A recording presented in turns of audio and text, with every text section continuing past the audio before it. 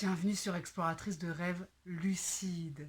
Alors aujourd'hui, je voudrais te parler de 5 façons de prolonger le rêve. Quand tu es dans un rêve lucide, comment quand tu commences à sentir le rêve qui se déstabilise, comment quand tu commences à sentir que tu vas te réveiller, comment prolonger le rêve, comment rester plus longtemps dans le rêve. Donc je tire ces 5 façons du livre que je suis en train de lire actuellement de Robert Waggoner, Le rêve lucide, qui est juste génial de ouf.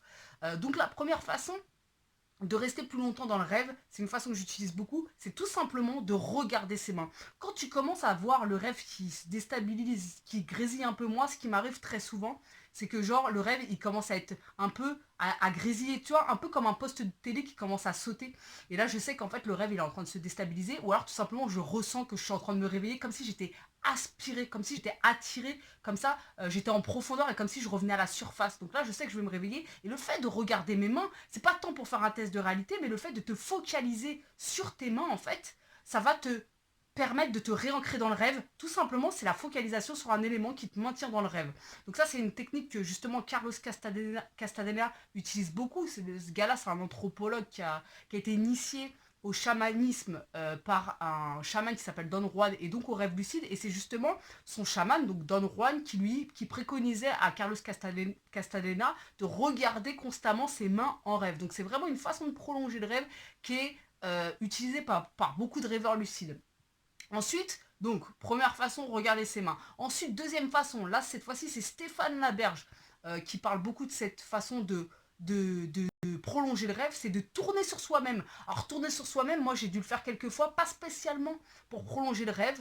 Je sais que c'est une technique qui est utilisée par beaucoup de rêveurs lucides. Ce qui va se passer, c'est que quand tu vas tourner sur toi-même, il va y avoir un décor qui va se recréer autour de toi. Stéphane Laberge, il a fait des études par rapport à ça sur des rêveurs lucides. Il a constaté que dans 85% des cas qu'il a étudiés, quand le rêve est en train de se barrer et que les rêveurs se mettaient à tourner sur eux-mêmes, et ben ils arrivaient à recréer, enfin en tout cas, je sais pas si c'est eux qui recréaient, mais en tout cas il y avait un nouveau décor qui se recréait et qui permettait de continuer et de prolonger le rêve. Alors il parle de ça, et il parle aussi de se jeter en arrière.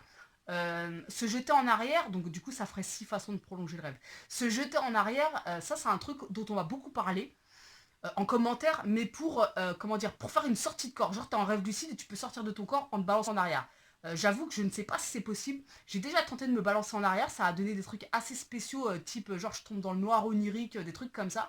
Et là, en fait, ce que j'ai décidé de faire, parce que moi je sens, quand je suis en rêve lucide et que, comme je t'ai dit, je commence à être comme réaspiré par la réalité, et donc, je vais me réveiller tout simplement. J'ai décidé là, vraiment, je me le dis chaque soir avant de m'endormir. Si je sens que je suis en train de me réveiller, de paf, de me jeter en arrière et de voir ce qui se passe. Donc, affaire à suivre, entre guillemets. Donc, bon, ça, c'était la deuxième, tourner ou se balancer en arrière. Ensuite, la troisième, alors attends, regardez ses mains. Tourner, agripper. Donc, ensuite, la troisième façon de prolonger le rêve, c'est de s'agripper tout simplement à un élément du décor. Genre, je sais pas, peu importe, le rêve commence à grésiller, ça commence à se barrer en sucette, accroche-toi, je sais pas, accroche-toi à un personnage, accroche-toi à un poteau, à n'importe quoi, accroche-toi pour te maintenir dans le rêve, tout simplement. Ça fonctionne pour beaucoup de rêveurs lucides. Ensuite, la quatrième façon de prolonger le rêve, alors attends, parce que j'avais fait un truc mémotechnique pour me souvenir de tous, toc, c'est de toucher. Le fait de toucher, alors ça, moi, j'utilise énormément, quasiment, quand je suis en rêve lucide, quasiment pendant tout le rêve. Là, je peux pas le faire parce que j'ai la main avec le portable. Je prends mes deux mains et je les touche, et je touche la paume de mes mains. Et le fait, en fait, d'avoir mes deux mains collées, vraiment le sens du toucher, ça me permet de m'ancrer dans le rêve. J'ai aucune idée de pourquoi. D'ailleurs, dans le bouquin, il sait pas non plus pourquoi. En tout cas, le fait est que ça fonctionne pour beaucoup de rêveurs lucides.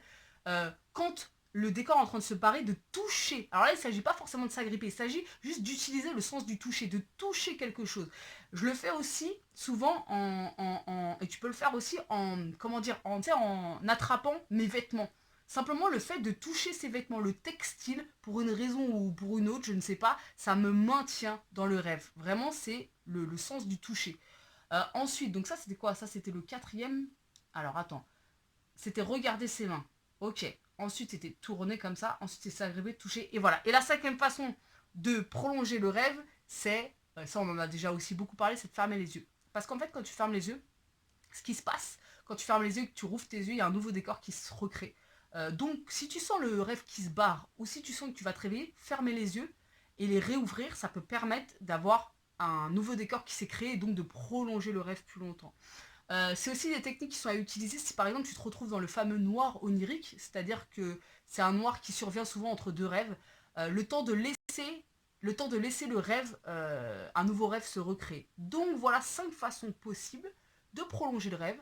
À toi de me dire si tu en as d'autres. Je te rappelle quelque chose de très important, c'est que ce soir à 23h59 précisément, la toute première formation que j'ai faite il y a plusieurs mois de ça sur le DILD, on reprend les bases pour faire des rêves lucides. Si tu es quelqu'un qui débute dans le rêve lucide ou que tu as fait que quelques rêves lucides, cette formation qui s'appelle apprendre à faire des rêves lucides régulièrement grâce au DILD, donc le fait de prendre conscience qu'on rêve à l'intérieur du rêve, cette formation, elle est faite pour toi. Ce soir, je la retire définitivement du catalogue de formation, tout simplement parce que je suis en train de réfléchir à la direction que je prends pour mes projets par rapport au rêve lucide. Et donc j'ai décidé cette formation, qui était ma première, il y a plusieurs mois, de la retirer. Parce qu'entre-temps, j'ai expérimenté de nouvelles choses, j'ai beaucoup plus de choses à en dire. Maintenant, c'est une formation qui reste complètement valable, surtout quand tu es un débutant.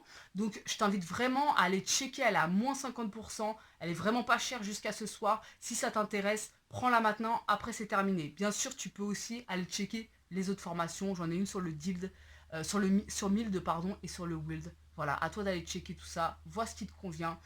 Quoi qu'il en soit, n'hésite pas à commenter cette vidéo, à me dire toi tes façons de prolonger le rêve.